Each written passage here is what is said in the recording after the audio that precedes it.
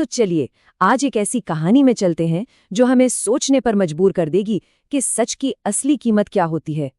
ये कहानी है राजा हरिश्चंद्र की, जिनकी ईमानदारी की परीक्षा आज भी, सदियों बाद भी एक मिसाल है।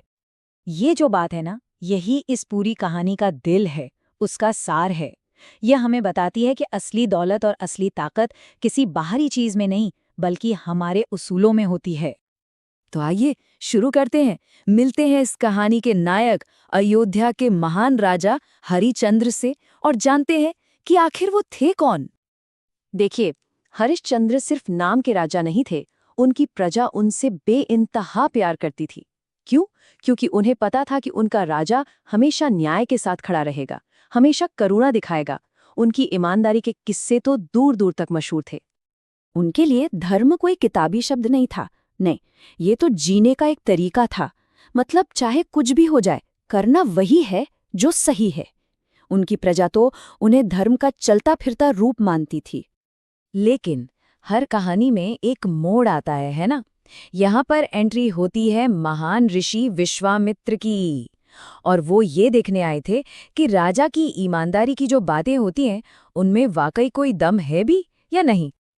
और विश्वामित्र ने कोई घुमा फिराकर बात नहीं की, उन्होंने सीधा एक सवाल दागा, एक ऐसी चुनौती जो किसी की भी नींव हिला दे।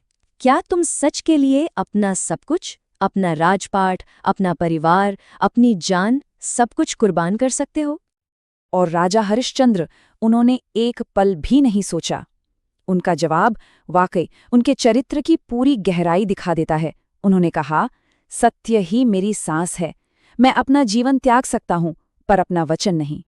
और फिर विश्वामित्र ने अपनी दक्षिणा मांगी।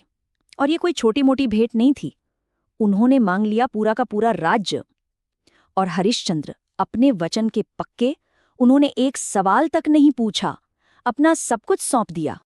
लेकिन ये तो सिर्फ शुरुआत थी, असल परीक्षा तो अब शुरू होनी थी। चलिए देखते हैं कि हरिश्चंद्र के एक वचन की कीमत उन्हें और कितनी बड़ी चुकानी पड़ी। यहाँ से राजा का जीवन पूरी तरह बदल जाता है। राज्य तो हाथ से गया, पर विश्वामित्र ने एक और दक्षिणा मांग ली। अब पैसे कहाँ से आते? इसके लिए हरिश्चंद्र को अपनी पत्नी और बेटे तक को बेचना पड़ा, और आखिर में वो खुद एक शमशान घाट पर सेवक बनकर रह गए। जरा सोचिए इस बारे में, एक राजा जो कभी महलों में रहता था, अब वो एक शमशान में हर चिता के लिए शुल्क वसूल रहा है। कितना बड़ा बदलाव है ना? पर इस हालत में भी उन्होंने अपना कर्तव्य, अपना धर्म नहीं छोड़ा। और जब लगता है ना कि अब इससे बुरा और क्या ही होगा, तभी किस्मत उनके सामने जिंदगी की सबसे कठिन, सबसे दिल तोड़ देने वाली परीक्षा लाकर खड़ी कर देती है। एक शाम एक औरत रोती बिलखती हुई शमशान पहुंचती है। हरिश्चंद्र को जरा भी अंदाजा नहीं है कि ये कोई और नहीं बल्कि उनकी अपनी पत्नी तारामती हैं।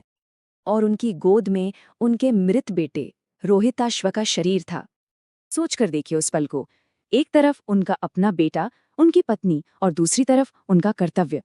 और हरिश्चंद्र अपने धर्म पर अडिग रहे। उन्होंने अपनी पत्नी से कहा, यहाँ का नियम साफ है, मैं शुल्क के बिना चिता नहीं जला सकता। इस मोड़ पर आकर मन में सवाल उठता है कि क्या इतना सब कुछ सहना, इतना बड़ा बलिदान देना, क्या ये सब बेकार गया? क्या उनका त्याग व्यर्थ था? और जैसे ही ये सवाल मन में आता है, उसका जवाब मिलता है एक अद्भुत तरीके से। ठीक उसी पल स्वर्ग कांप उठता है और फिर देवता खुद धरती पर उतरते हैं। और उनके आगे कौन थे? खुद विश्वामित्र। लेकिन इस बार उनकी आंखों में कठोरता नहीं, बल्कि दया थी। वो सब राजा की इस अटूट ईमानदारी को सलाम करने आए थे। उनके इस इम्तिहान का इनाम कोई राज्य या धन नहीं था, नहीं, उससे कहीं ज्यादा बड़ा था। देवताओं ने हरिश्चंद्र को सत्य की आत्मा घोषित कर दिया। मतलब वो खुद ही सत्य का प्रतीक बन गए। और फिर चमत्कार हुआ। दैवीय कृपा से उनका बेटा फिर से जिंदा हो गया और उनका राज्य भी उन्हें वापस मिल गया।